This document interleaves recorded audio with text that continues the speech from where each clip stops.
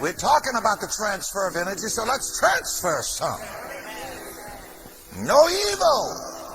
Everybody say love 7 times on your fingers.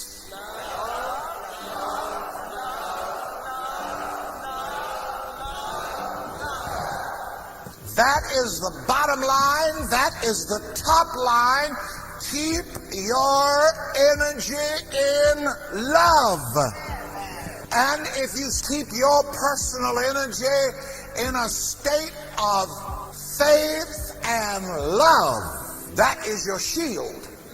The Jewish book of the law also said to Israel, Israel are those who know the law of God, good love, spirit. Let not the sun go down on your wrath. Let me tell you, the most dangerous thing you can do is go to sleep in a negative state, in a state of unforgiveness. Unforgiveness, you religious people. The wicked shall be turned into hell, and all the nations that forget God. And who are the wicked? People seem to think that, well, you know, the wicked are those people out there in the streets that do this and do that and do the other. The wicked are a mind full of unlovingness and unforgiveness. Yeah, but you don't know what they did to me. Yeah, but you don't know what you're doing to yourself. Sometimes some of those people you won't forgive, they ain't even thinking about you. They're just having fun, just partying down. You mad with them. And you see, even your anger and unforgiveness does not touch them because they're not in that state with you. There has to be some kind of an overlapping of energy for people to get to you. You know, that's why many times a rascal is successful. Because the rascal does not feel condemned. You feel so condemned.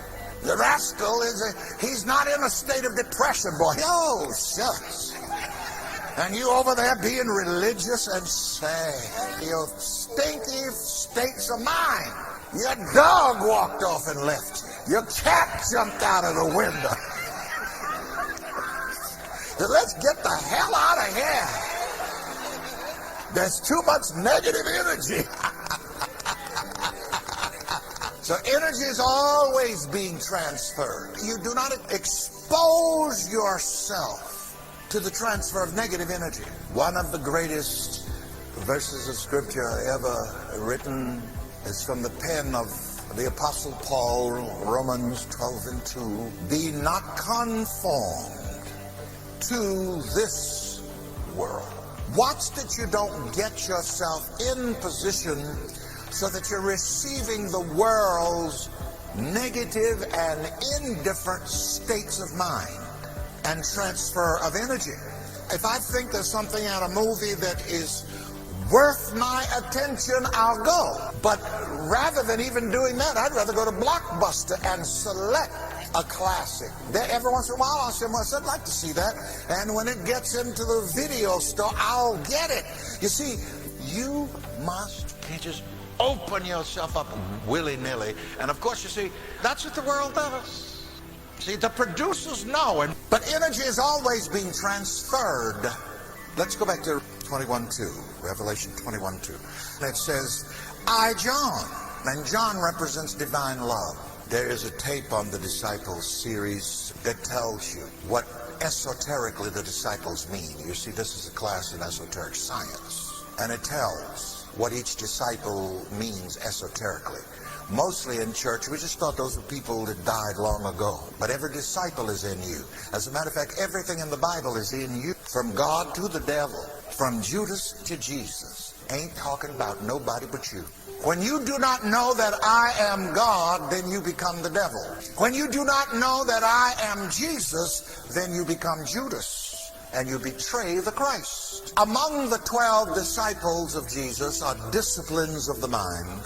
John was known as the beloved disciple of divine love, the discipline of divine love. And even the artist painted as always leaning on Jesus's breast or Jesus's bosom, the region of the heart. I, John, saw already the heavenly city, that self-conscious state of God awareness, that self-conscious state of God. I saw it already coming down from God out of heaven, prepared. This tells us, Revelation 21:2, that it is only by love that you can apprehend heaven. It is only by love that we can apprehend heaven. I think I'm going to mostly talk about love for the closing minutes, because love is the name, the nature of that energy which is called God in theology. Somebody catch that now to help me to recapitulate it.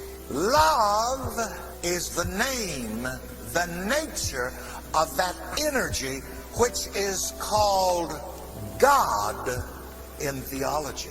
Wow. God is love, says this disciple John in his first letter, 1 John 4:8. Not God has love, not God does love, but God is love. Love is what God is. Now that classic statement I just made. Love is the name, the nature of that energy which is called God in theology. And of course I went to the theological seminary too, like some of you, and studied systematic theology and both dogmatic theology. Most of it is hogmatic theology. Einstein gave us this formula. He's famous for having discovered this formula. E equals mc squared. What does that mean? Energy? All right. E equal mc squared, that is the physicist's definition of energy. But I want to be repetitious about what I just said. Love is the name, the nature of that energy which is called God in theology. It would be good if maybe in your own thoughts and in your own speech over the next week and maybe beyond, whenever you came in contact with the word God, you would substitute what? Love. See what happens. For the purpose of this study, energy is that one loving, self-intelligent I am, self-aware I am, self-conscious I am, all presence I am, all power I am, all being I am. I am all love. God is love. 1 John 4:8.